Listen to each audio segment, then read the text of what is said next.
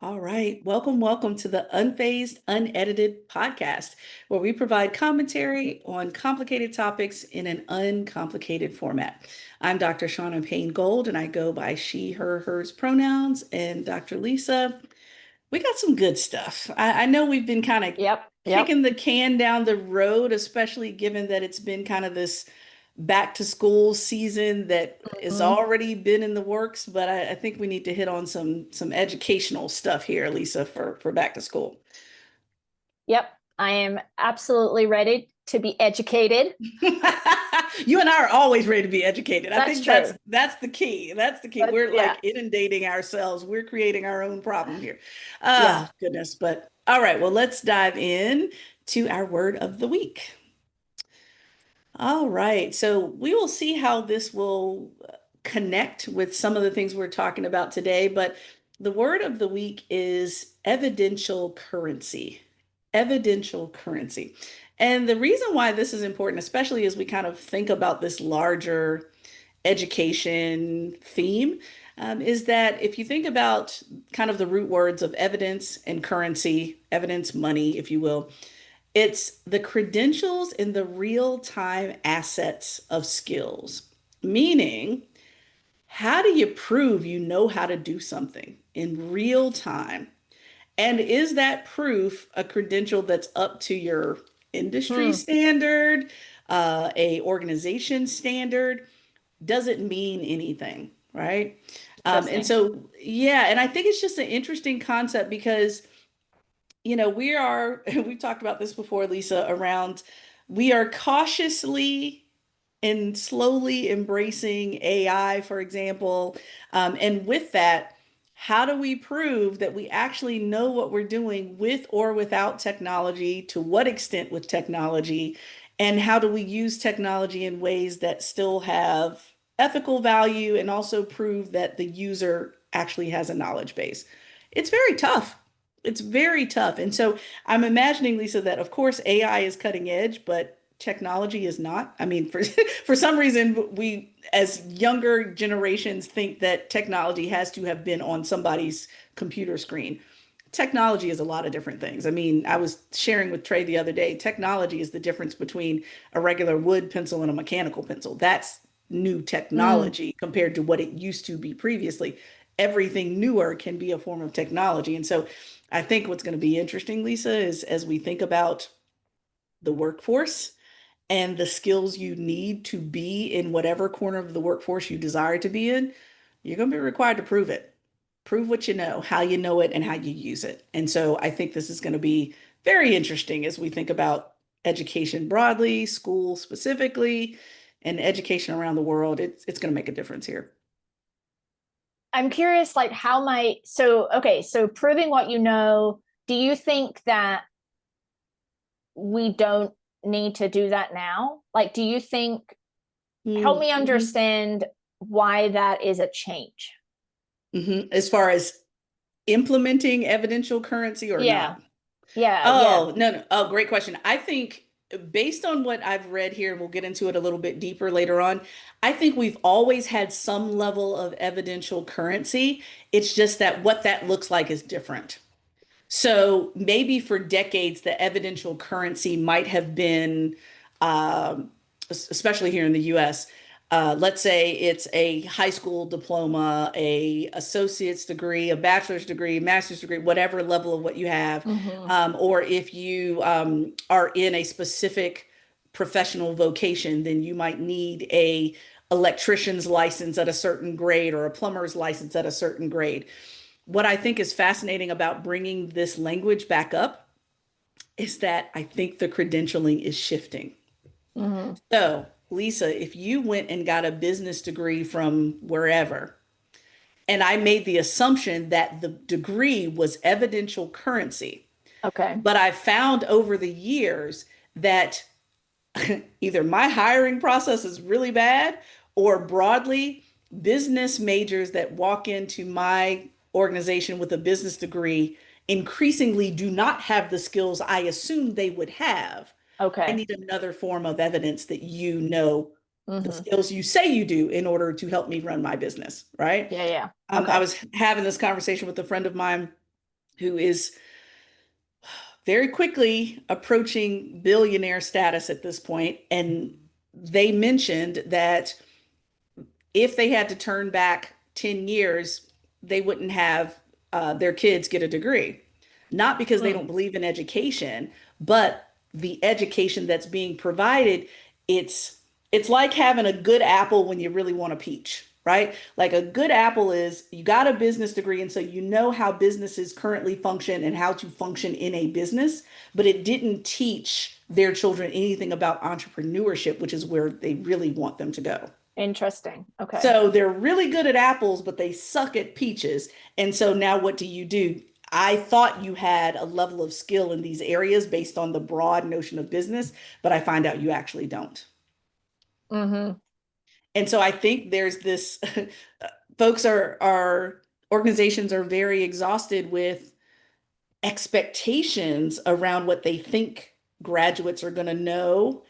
And then when they get on the job, they realize, oh, you have no clue how that works.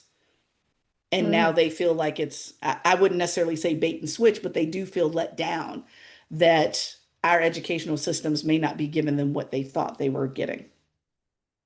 yeah. Okay. Okay. That's helpful. So this evidential currency connects with the phase you're going to talk about, and it definitely connects, I think, with the phase I'm going to talk about. So why don't you Mm, lead us there into yeah, phase one? absolutely. So, in phase one, let me tell you about this report that I read that I thought was really interesting, especially with Dr. Lisa and I having a background in higher ed specifically, and also bringing together our experiences of being educated in the UK and educated here in the US, and how we got some stuff and we missed even more stuff in our education. But with that, the ETS Human Progress Report is a really interesting report that I found as I get every week. I get the Inside Higher Ed newsletter, and oftentimes when I skim through, they have pretty cool links to other articles or other reports. And so this is one of the ones that I actually downloaded. And ETS is an organization that looks at global topics of education and also how that feeds into the talent that we do or don't have, and maybe the talent that we will need down the road, especially if we're forecasting forward.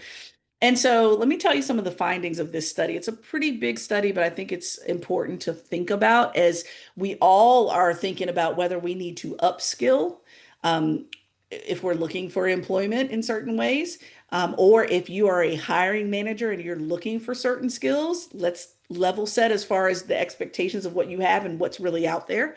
And so there's some key findings I think we should consider if you work in any organization. First, skills are redefining work, meaning that by 2030, over 6 in 10 people expect a world of verified resumes and digital skill wallets to showcase their value to the market. So we're no longer just going to be basing it off of a one-sheeter that says that you have these skills. They're going to ask you to prove it. And there are going to be kind of digital transcripts, if you will, in order to document not just, oh, I took this class, but these are the skills and the learning objectives that were entailed in that class, for example. Now, Gen Z is worried. They're worried. 65% of Gen Z workers express some level of concern about staying relevant in the face of all this change that we're experiencing, especially when it comes to rapid tech changes. And so this comes from exactly what Lisa and I have been talking about for months now, specifically AI, but also automation of skills that we may or may not want or need a human to perform, right? So Gen Z is worried. How do they keep pace and keep themselves relevant in ways in the face of kind of being eliminated, really, due to the technology? We also know that proof powers advancement, meaning that 86% of people saying certifying their skills improves their chance of securing a better or higher paying job, also improves their overall career trajectory. Meaning that, again, how do we know people actually have what they say they have? If we don't know and it's questionable, like I last year, Lisa, when I was in the Small Business Association cohort, one of the biggest gripes and complaints that I heard of these business owners that were seeking to to hire qualified folks was that they would continuously interview folks where it's almost like the interviewee doesn't even know what's on their resume, much less being able to prove that they actually had the skills that were written on the resume. So we're seeing a chasm of divide between folks' skill sets in a document. It's too much of a gap there. Um, they also noted in this report dual skills fuel success, meaning that nearly two-thirds of people are seeking credentials in essential skills like AI literacy, problem solving, creativity, communication, and technical skills. So we realized that I remember as a Gen Xer, I remember being told all the time, focus on one thing and do it well. Get your 10,000 hours and you become an expert in that area. We're finding that being a specialist may not be special anymore. Let me just put it that way. We need to know how to do more than one thing. And then skill development accelerates. So more than 8 in 10 people are focusing on future proofing their careers, with over half of those folks actively pursuing skill development to stay competitive.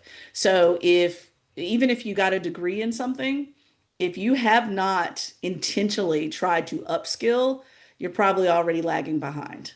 And so, with that, Lisa, I just thought this was a really important report to take a look at because 80% of the folks that responded to this study said that they agree that continuous learning is essential for success. But now, what that looks like is a different matter, and what that looks like in different industries and different countries, we don't have an answer for that just yet. We don't have an answer for that. So, what do you think about all that, Lisa, given that we've been in education for a Mm-hmm. super long time and we know what it looks like? I do think things are rapidly changing, right? We've talked about Hmm. AI usage before, and you've talked about how you have these conversations with your children around appropriate or ethical use of AI. And, I just had this conversation with students in my graduate level policy class, and you're making me think about as AI usage increases, students that make the choice to use it, whether that is to synthesize articles, provide them with like the top points, or whether it is to write their papers or essays, right? How then, in the case of being able or needing to prove, quote, unquote, prove that you have these skills, when you've not actually developed those skills in school, right? Because you have relied on Yes, this yes, yes. other thing to do the work for you. And so I Hmm. think we're going to have a bifurcation where students who are relying on AI to do their work are going to come out less prepared than students who don't. And I think that's also going to be so students who have more on their plate, have a lot, perhaps more anxiety, might use AI more. Mm-hmm. And so it's then further disadvantaging an already disadvantaged group, right? So I don't think it's just as simple as Mm-hmm. group A and group B uses AI, doesn't use AI, right? Like I think that Mm-hmm. there are like Yeah. compelling reasons why a person might choose AI because the conditions do not exist to support their learning, right? And Oh, so then yes. they're being pushed into a place where they feel like that is the only option for them to complete and meet expectations. And then Mm. when they graduate, they're at a disadvantage, not because they're quote unquote lazy, right? But because circumstances have forced them into that usage. So I also think there's going to be this interesting multi-layered impact of how then do people demonstrate they have the skills, um, Mm-hmm. and then continuous learning Yeah. that feels that feels challenging. It's not that I agree with continuous learning, right? Mm-hmm. But depending on the job you have, depending on your free time available, depending on your financial capacity, the ability to upskill, to continuously learn new technologies or new ways of being in the workplace, that is an option that's only open to a portion of the population.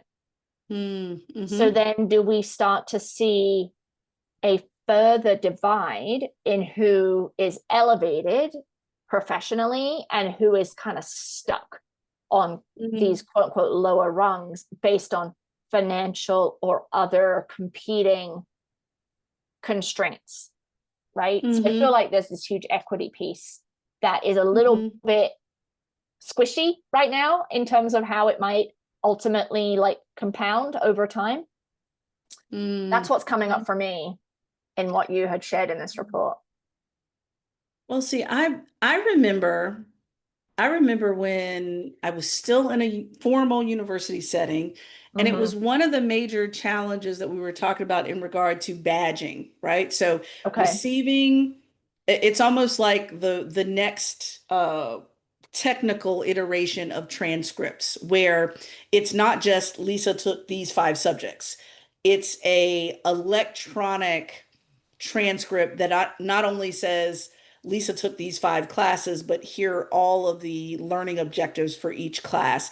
These are the specific skills based on an internship where she spent 80 hours looking at financial documents and doing analysis on each of them. Like, it becomes much more specific. And I'm giving you the very rough draft of the discussions we had back then, a few years ago. And here's my challenge to all of it. I agree 100% with everything that you just mentioned around the equity piece of things. And even if we put AI on a back burner somewhere and ignore it for just a moment, we had these challenges to begin with. Right. We've always had challenges around proving that students knew what they say they knew based on graduation from a program or completion of a program. What level of mastery are you in? So, my A in math may not be your A in math, Lisa, based on what I'm proficient at, what I'm most comfortable in.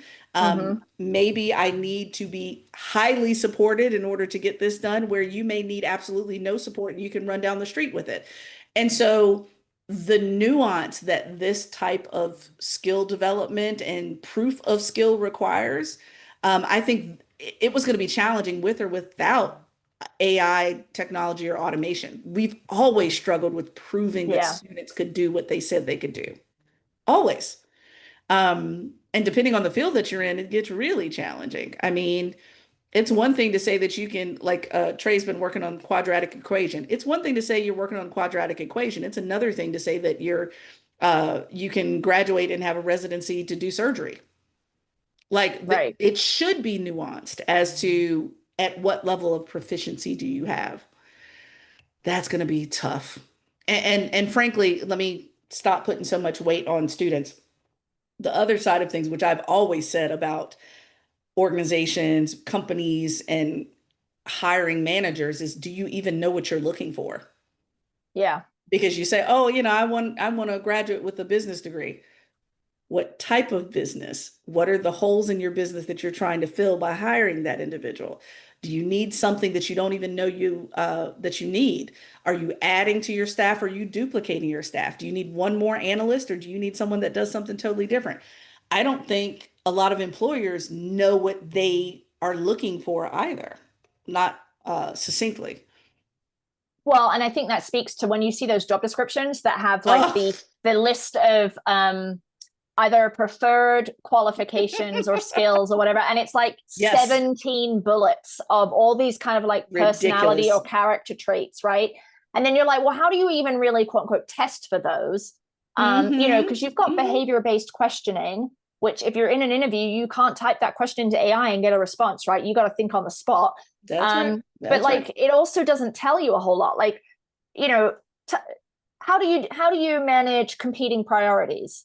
Like, well, who's going to be like, well, I don't do that well, right? Like, people are going to be like, yeah, I do that all the time, because I have lots of things on my plate, whatever that, and you're like, but that doesn't really test whether a person can manage No, competing priorities.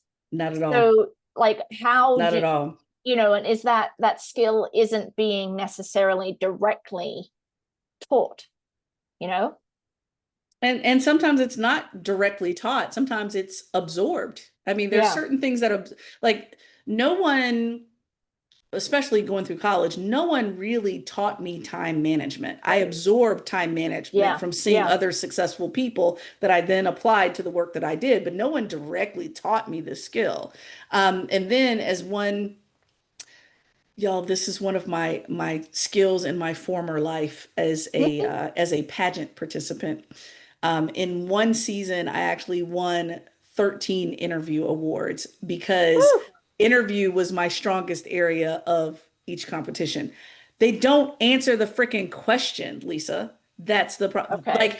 Like for example, if I asked you the question of tell me about your time management skills and you respond back to me, oh, I think I do a pretty good job of managing my time, and you don't tell me some specifics as to how, then you haven't answered the question. Yeah. And so some of the questions are asked in such a way that, from an employer standpoint, we don't do a good job in asking a question that can be answered. And Right. from an interviewee, you don't give enough specificity to prove that you do have that skill. So we're both sides are weak, in my opinion, in regard to proving or challenging skill sets. I don't think we do a good job in either direction. No, and you can also bullshit it. You can bullshit that stuff. You can even give concrete examples, but still bullshit that Oh, for stuff. sure. For And then you get sure. into the job and you Hmm. have 6 things on your plate and you miss all the deadlines, right? That's So right. the proof isn't the proof is in the pudding. And so what Eh, I'm understanding this report is that pudding mhm. is becoming exponentially more important as That's right. our systems and how Hmm. we understand skill development is changing rapidly. Hmm. Oh yeah. Oh yeah. Well, and so let me give you another one about another side of BSing the interviews. Absolutely, it happens all the time. The other side of that is, uh, an interviewee that is neurodivergent, like my son, who certainly would not give the Right. best traditional interview of being Yep. friendly and cordial and congenial and all these other things where likable, these phrases that we use all the time because we think being likable and carrying a conversation proves that you have the skill that you're applying for. Actually, it doesn't. Yeah. But Yeah. our interview process in and of itself doesn't lend itself towards neurodivergent folk. And so those folks who interview poorly by traditional standards can actually be the best people for the job.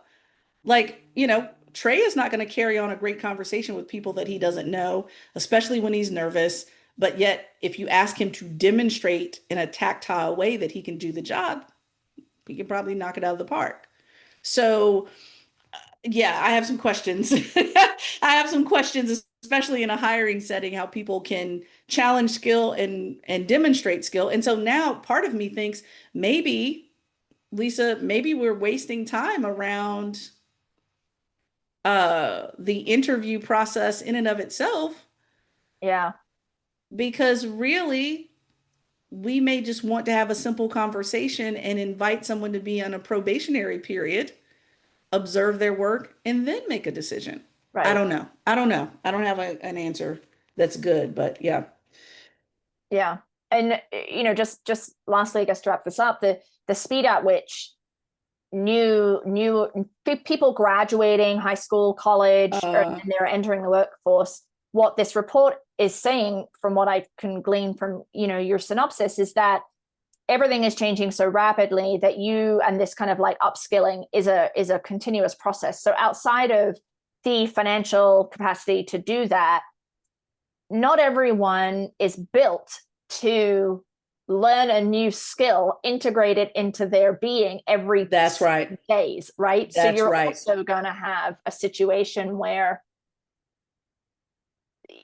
people they're upskilling at such a pace, they're never developing any kind of specialization, which goes back to your earlier point around That's being right. specialized doesn't matter anymore, but it should, That's right? right. Just because we That's have this exactly right. decline of expertise generally. That we're Yeah. looking for. Yep. That's exactly it. That's exactly it. So we're in a conundrum, and it's I've heard the problems on both sides, and so maybe we just need to re-examine the entire system to figure out Well, what works and what doesn't. So what a surprise! We're suggesting to reassess the entire system. I'm telling you, we should search for how many times we say systems, exploitation, like these Oh my keywords that goodness. we use all the time. We can find them in almost everything. Yeah. So, yep. But anyhow, all right. On to the next phase, Dr. Lisa. Okay, so this is connected, in that I want to talk about educational access. So recently, Tufts University created what they're calling the Tufts Tuition Pact. And basically, they have declared that families who are earning under $150,000 a year will have access to free tuition to attend Tufts. Families who are earning far less than that will also get additional financial support, and to the extent that they won't have to take out any loans, right? So they have basically undergone a fairly transformative process related to educational access, that I think has been spurred by the changes in the student loan system, but probably not entirely spurred by that. Tufts is a private university, right? It's in Boston. It's not cheap to attend, and they're trying to create opportunities for access. So I want to talk about that, but I want to talk about that in relation to these student loan changes. So I have noted here, I'm just going to read through them.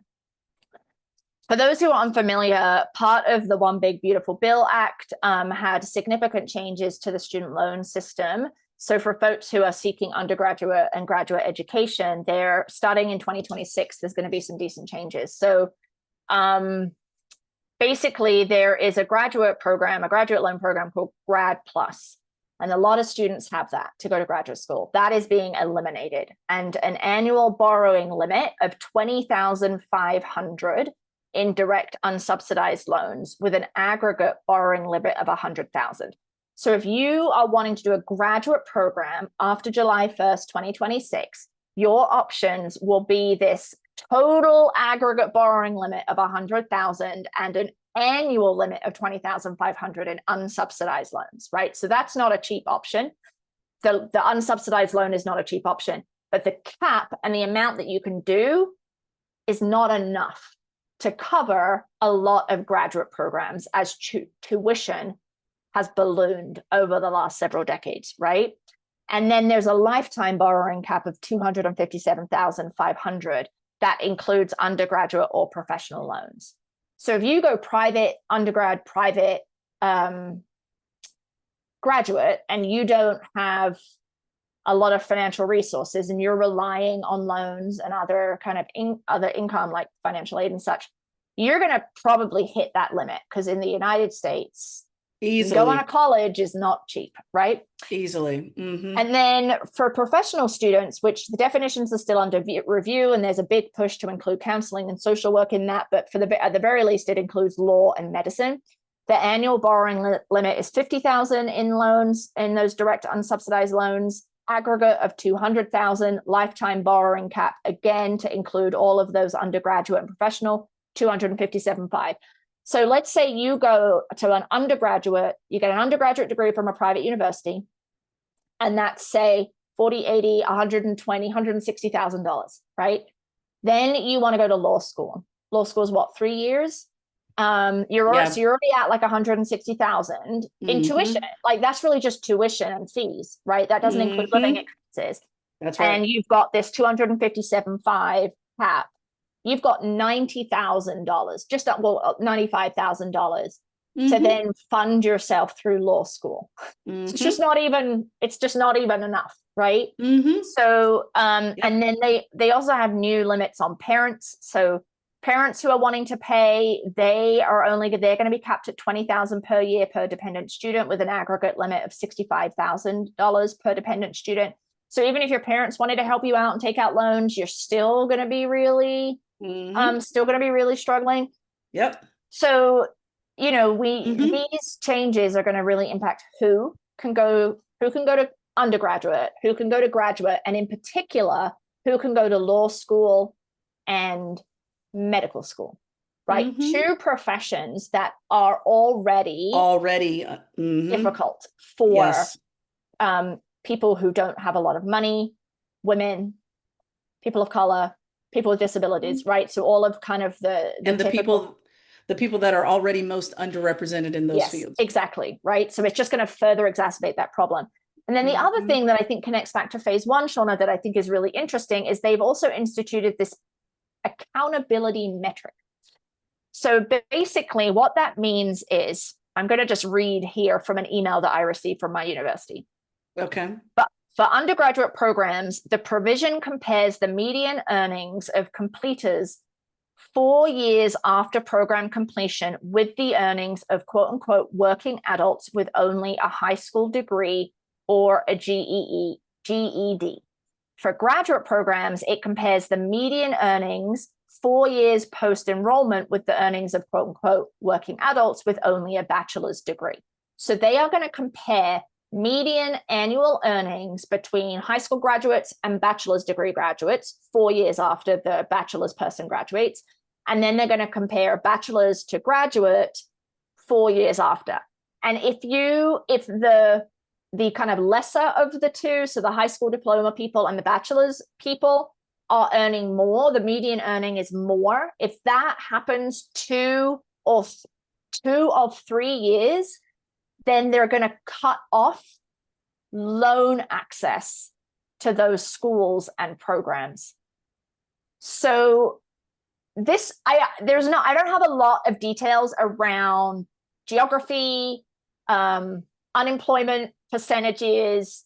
How are you doing the comparison? Like, there's a lot of like statistical stuff that I think will need to get fleshed out. I don't know if they're going to go to the level of detail that would be needed, but that also feels crappy because a social worker gets a master's in social work. It's an undervalued profession.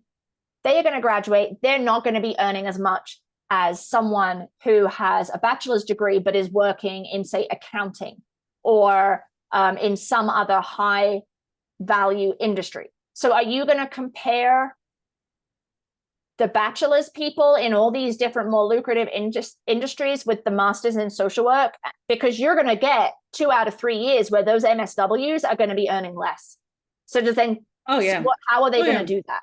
Oh So yeah, anyway, yeah. Because the yeah, first thing I thought of was I know here in the state of Maryland, there's major requirements for K through 12. The running joke is you got to have a master's degree to teach a kindergartner. I mean, it's almost literally to that point. But let's say you have someone that has a bachelor's degree in an IT field in comparison to a K through 12 teacher with a yep, master's degree that we yep, know is not going to be comparative, and then add on wherever they are living or took the position, the cost of living in that area. yep. And then you know what we're going to ask about. If you do not break down that data by gender, I don't want to see the freaking report. Oh, they're not going to, right? Because that's made You up. know they're not going to. You Yeah, know they're not going to break it down by gender because we already know the disparity that's just going to compound the already existing disparity. They're not yeah, going to go to that level of detail. I promise you they won't. They yeah. I won't. mean, so you're right. So the educational piece, that's another great example, right? You have a master's in education. You're a teacher. We know teachers are horribly underpaid. Um, so that's an unknown, Shauna. They might compare like to like, right? But again, yeah, like if you're thinking about men versus women, Hmm. or trans people, right? The trans people and the women are going to be earning less, even though they're That's in right. comparable positions. And so then do you That's ding like, right. the field of social work, the field of education, the field of nursing, all these Hmm. professions that are highly gender segregated. Um, if that's not taken into account, then all these programs are going to lose access to loans, which means they're going to lose access to students, which means very bad things for higher education in terms of layoffs, in terms of our just collective cultural knowledge. We're going to have shortages in all these places Hmm. where folks are badly needed. so you've got these limits that I think are unrealistic and unfair. One, and then you've got this piece about the comparison that I think is going to really mess up these programs that are more altruistic in nature, shall we say. Well, and then to your point too, I spent a good 25 years in higher education and then went beyond that with consulting organizations that are in higher education specifically. And what I can promise you is that if I'm looking at two different angles, both within the university as an administrator and faculty member, and also on the outside as a future parent of a college goer, there's so many years of increase in tuition, room and board, all those different things. And let me be clear, if you have a student that you are sending to through beyond college and you're wondering why the tuition increases over time, and you're assuming that faculty and administrators are getting that money or that difference in money, you are sadly mistaken. They are not getting that difference in funding. Some of it, going back to our systems thinking, some of it is structural. So, for example, instead of Shauna, the program coordinator, going down the street to get cookies from Insomnia Cookies for $10, based on avoiding lawsuits, I have to order cookies on campus that are, instead of being $20, they might be $100 that hits my program budget for structural issues. Those types of expenses continue on. And so I'm using the cookies as a very small example, but the larger example that I thought of as soon as you brought this up to me is that something eventually has to give. If there are fewer students that are enrolling in higher education, that means we don't need as many faculty and administrators, which means people are going to get laid off. That also means that the remaining faculty members and administrators will be inundated because they will have larger classes and they will have larger caseloads. And at some point, there has to be a breaking point of when does the quality of the education then have to change as a result of these systems of not being able to fund this very expensive system. Yeah. So then teaching is degraded, the quality of education is degraded. And then we come back to the first phase where you have all these graduates and they don't have a lot of skills or knowledge because their experience has been so haphazard, right? Because of all these. For sure. Yeah, it's a big, Well, it's a big think cycle. about our classes. I mean, think about, I remember, as I was teaching at GW, I had a class that ended up becoming a bit more and more popular where I started out my first year with like 16 students. By the time I left, I had two sections of 30 students. Well, one human being can only teach to a certain level of quality without extra supports and without limiting the size of the class. I guarantee you that some of my earlier students in my earlier classes of 16, 20 probably got much more depth to the work than the classes of 30, even though I still got good student evaluations. The fact of the matter is the classroom has to change. Yeah. And especially when it comes to those required courses where you can't get out of there without taking it. At some point, those required courses end up being completely obliterated because you got, hundreds of students. I remember being a first year student at JMU and a freshman seminar or any freshman course that we had always had over 150 people in the room. That's going to change. It might be 200. It might be more than that because you're cutting all these other things and can't afford more faculty and you're trying to cram more students in seats. And then you're gonna that's gonna then impact the types of jobs people can get, which is gonna then impact that comparison that they're wanting to do. And not to go back to the whole AI issue, but if we do, I mean, a lot of commentators are saying that AI is going to take over some of these kind of more rudimentary tasks. And so kind of a whole band of jobs that would be entry level are going to go away, which means, so then how then do you have someone who has a bachelor's degree they would have to have the skills to jump over entry level into kind of like, a middle or lower middle job which pays more, sure, but they're not going to have this, they're not going to have to develop the skills to do that, and they're not going to have as much work experience because they can't go through the entry level layer to get there, right? Where you pick up so much in your first professional role. So I mean, I think one of the I'm going to be giving people the benefit of the doubt here. I think one of the motivations for these loan changes is to try and force universities to reduce their tuition costs, right? But that, to your point, that has a ripple effect, right? That isn't that becomes challenging in other ways. I think there's also, I think that's disingenuous for some of the legislators that did this, who just feel like not everyone should have access to higher education. And I vehemently disagree with that. I think everyone should have access to quality higher education if they want it. And you shouldn't have to be in 50 years of debt because of it. So even if you are genuinely believing that everyone should have access to higher education and that you shouldn't have 50 years of debt because of it, I'm not sure that this plan is going to achieve that, because I think it's going to it's the first domino that is going to then like create this spiral that is going to become really problematic and ultimately perhaps lead to just to further eliting, making eliting. I like that. The system, right? Oh yeah, for sure. Further eliting the system, further disenfranchising folks, so keeping them further and further away, while yet and still, even the folks that remain are not getting the level of quality that they think they are. Yeah. They're still not getting it. But you're right. I mean, I think about it almost every day.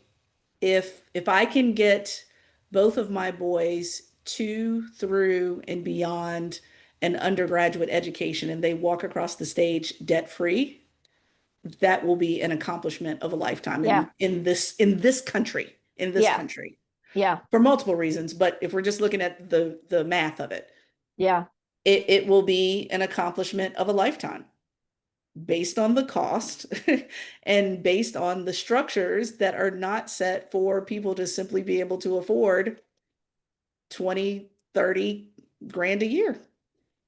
Right. And this is where I would get, accused of being some kind of like radical left Marxist or something. But I think much like healthcare, I think the costs of higher education should be distributed across the whole community. Like we should all pitch in.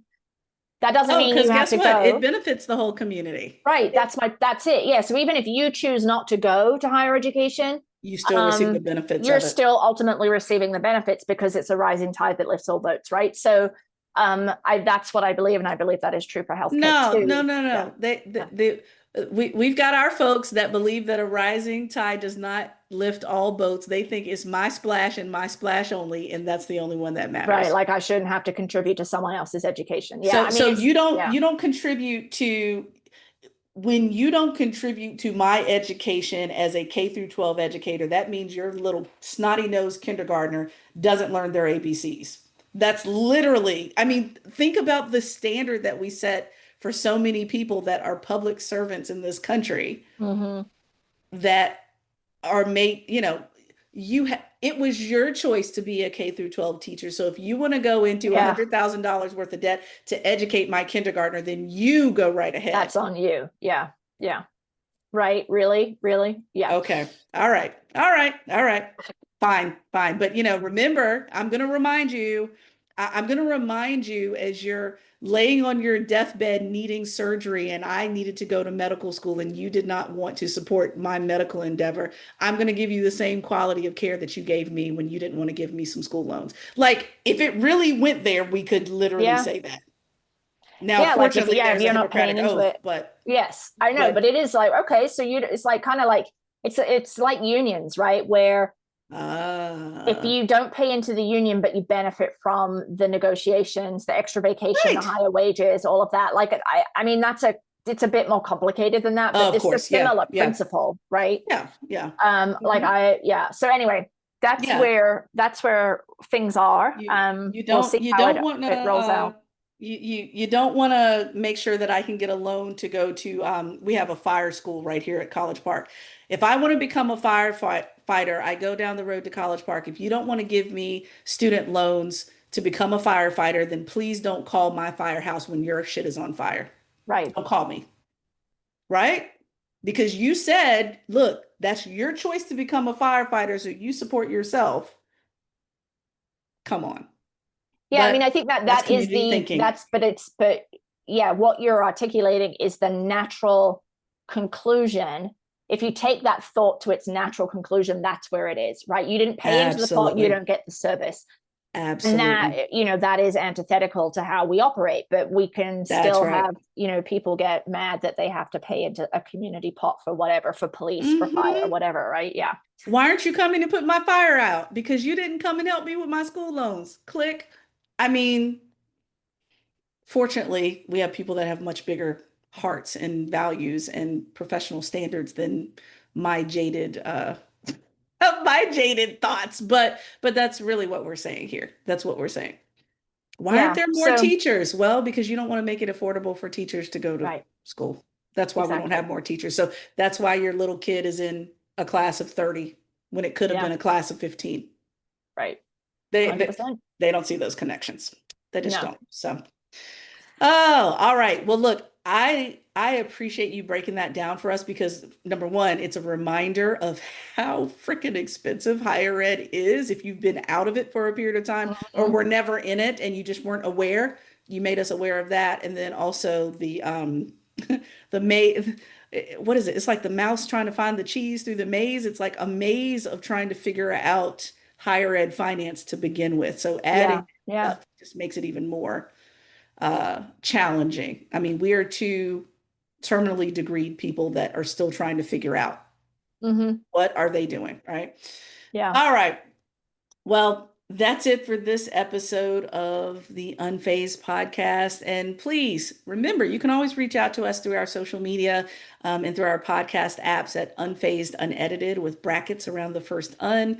You can email us at info@unfazedpodcast.com or visit our website, unfazedpodcast.com, to find all of our old and new shows. So if you like this week's episode, please subscribe, leave a review, share with your friends, coworkers.